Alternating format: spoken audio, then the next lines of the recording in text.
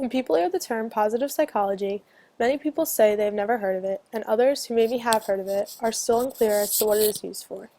Up until last year, I had no idea positive psychology even existed. Last summer, I was at a week-long leadership conference where we had listened to many speakers, one of which was a psychiatrist who focused mainly on positive psychology. When he spoke, he only briefly mentioned positive psychology, but the phrase stuck with me throughout his whole presentation. When he was done speaking and everyone cleared out, I walked up to him, introduced myself, and simply asked, "What is positive psychology?" At first, I thought I was going to get some long, drawn-out textbook definition, but then he replied, "Only the best way to help people." He then went on to explain that he had to put in extra years of schooling to be a positive psychiatrist, and also how it is not something that can help everyone, but he does his best. He talked about his personal experiences for about 15 minutes, and as he went on, all I could think was, why aren't more people being helped by positive psychology? Positive psychology is about looking at what can help us succeed in life and get through certain situations, instead of looking at why we fail when we're thrown some of the worst conditions. One of the biggest causes of people's psychological problems is the fact that they always blame themselves for the things that go wrong, and many believe that those issues cannot be fixed. But positive psychology is slowly becoming a more popular way to change that. Some will argue that positive psychology isn't the way to get rid of our problems, and that it is just a way to cover them up, but research has shown that if we spend more time focusing on the positive outcomes of our obstacles instead of focusing on the now, our problems will grow smaller and smaller. One of the most important concepts one has to grasp when working with positive psychology is self-determination, which is why I believe this type of psychology is not very popular and doesn't necessarily work for everyone. No one can just be told to think positive and have all of their problems go away. They have to be willing to work to make their problems slowly disappear.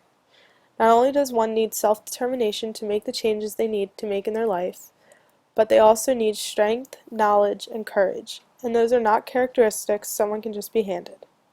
Also, in order to get help through positive psychology, a person has to be able to look past their limitations and deficits and not dwell on the things that are bringing them down. They have to realize that sometimes the outcomes will be positive if they only focus on the positives. Positive psychology doesn't necessarily have to be something used by a psychiatrist to work with someone who has serious issues. It can also be used on a much smaller scale.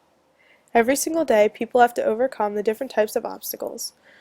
Some as small as spilling coffee on themselves right before a meeting, others as major as losing a loved one, and each person moves past those obstacles differently.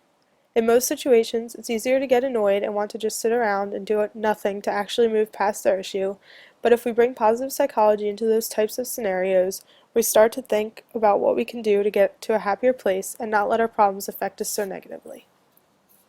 Personally, I'm the kind of person who believes everything happens for a reason, which I think goes hand in hand with positive psychology.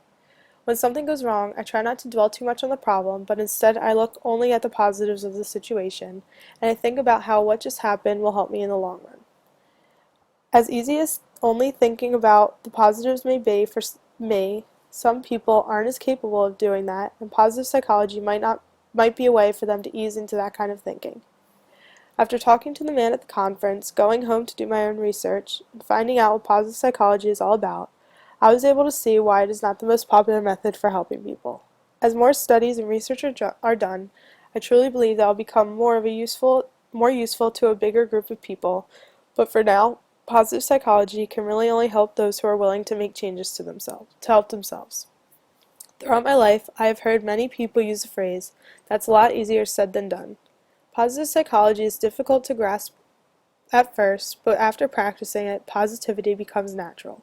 Little by little, we start to look at situations differently, and after a while, instead of getting down on ourselves in bad situations, our outlook on life becomes more positive all around, and we create a happier version of ourselves.